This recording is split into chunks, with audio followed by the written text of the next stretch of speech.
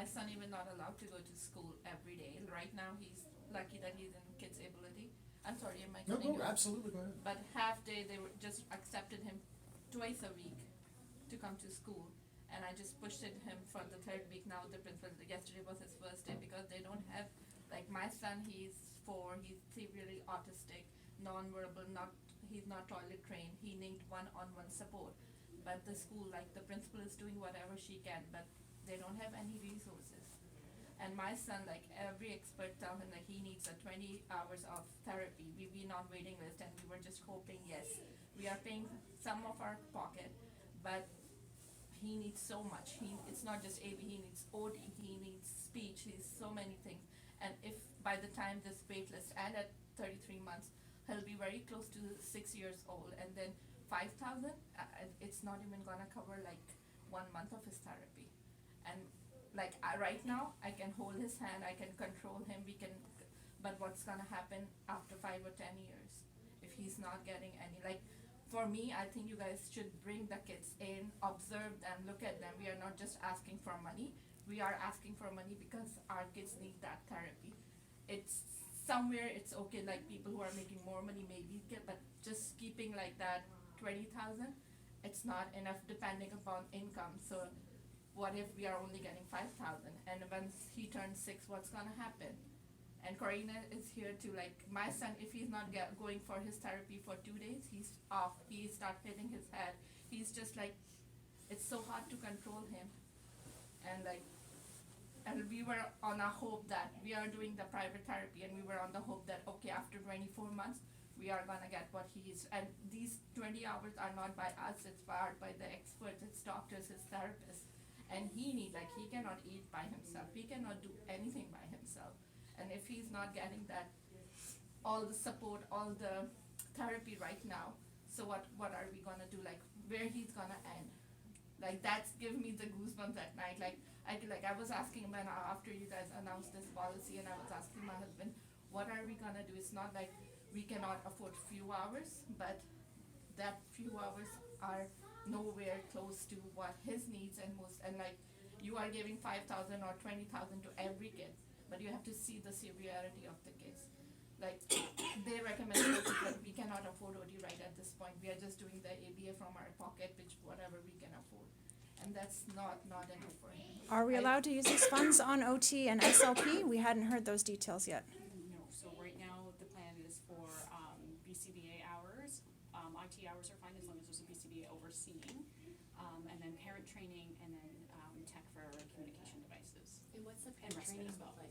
Like is parent training just through ABA, or does that other disciplines? So I've asked for that question. How about the income gradient for funding? We've been told that the lowest income families will get X amount, and over a certain amount they get nothing.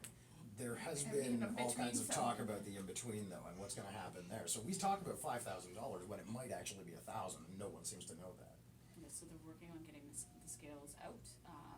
My understanding was. Oh, so it's not done? So it'll start at 55, and it will a hard cap of nothing at 250. Can you help me come up with a family budget for somebody who earns $55,000 a year and who can somehow manage to afford $40,000 or $60,000 of therapy a year? Because I was a math major, and I can tell you, even all the math I learned, I can't make that a balanced budget in my family. My husband and I have quite good jobs. I cannot afford $60,000 for tuition, which my son, he needs to be at the school, and I'm beside myself that I cannot send him. And I was fine, as I have never paid, we were asked by our school to kind of figure out what we've paid for therapy, and he was diagnosed at 3, he'll be 11 in a couple months, and we have done it within our means. We have tried not to bankrupt ourselves, but we figured we've spent between $85,000 to $100,000 between ages 3 to 11. We could have spent a ridiculous amount more, absolutely, and he fortunately, he was not nonverbal, and he was more high functioning, but I can't believe that I'm sitting here because half of those kids in the school lose their funding, and now I'm the one who suffers because my kid is one of the kids that actually needs more one-to-one support in the school. And they were the ones getting funding. Yep. Mine wasn't, but mine is the one that needs more support. Like it's. Well, I'm here to represent some families who are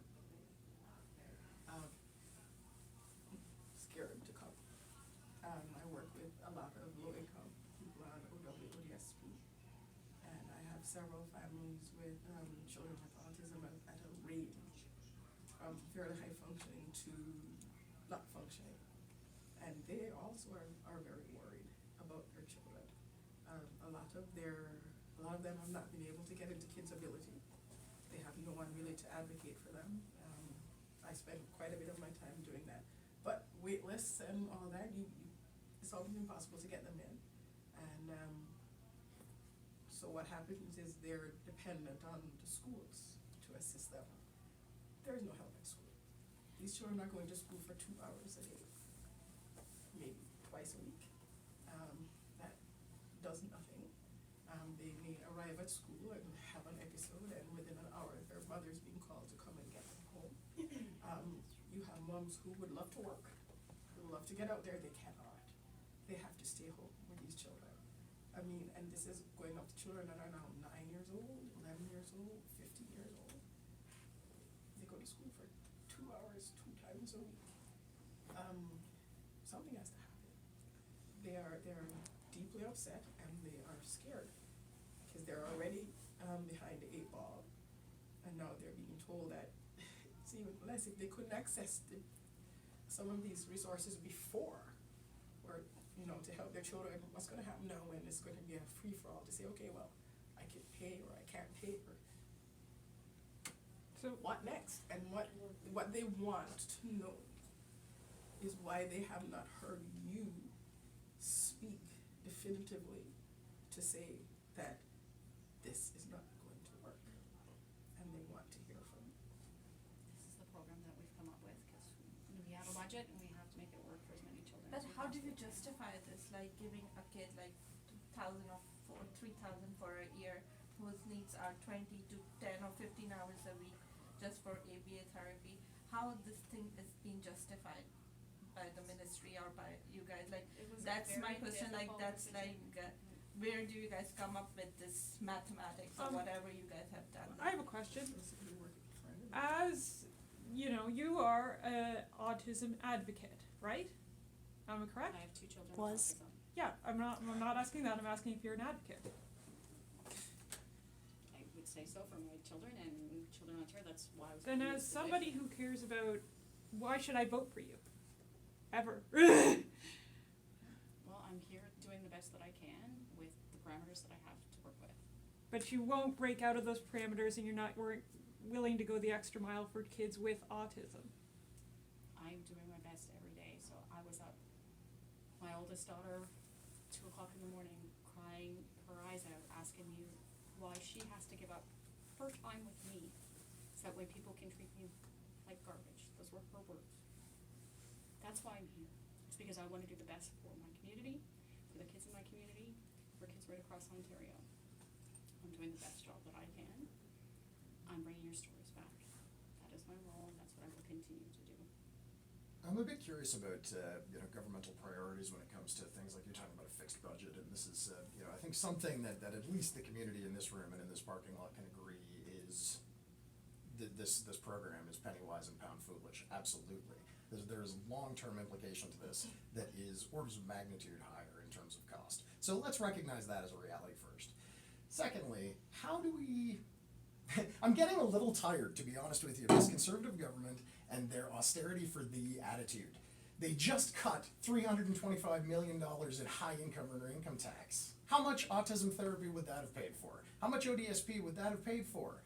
Why are there people out here? I mean, education is the only thing you can really invest in to lift an entire society, and we're cutting OSAP.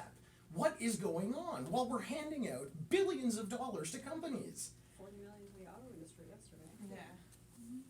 These funds go a long way. They could be put to much better use. So what is the deal with this austerity for thee but not for me? I want to know. It's the budget that I have is at $321 million, and that's what we Where's have the to roll. fight?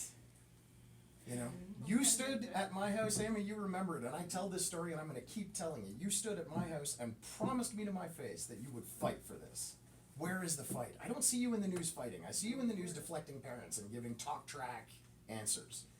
I'm sorry that you feel like you've been treated like garbage, but you have treated this community like garbage. That is my daughter's. Well, this is my opinion, okay? And I'm not an autistic young child with a very limited view inside my family. I understand that this has been tough for you. Do you have any empathy for the thousands of families that have just been tossed under the bus? Like, for the minister to tweet out this half-assed apology the other day, along with a bunch of politicized crap, and then blame Ontaba for their role in this, is absolutely revolting. The calls for her to resign are coming from both sides of the floor, and they're coming from parents inside and outside this community. And what's Doug doing? He's put the spit shield up. I would never ever ask this woman to resign. What is he saying? No matter how shitty, no matter how awful she is to the people she's elected to serve, she's going to stay your minister. I swear, your own caucus will vote your premier out before this crowd dies down. It's just I promise you It's a that. crisis, and it's just, like, You have pushed the families to the brink.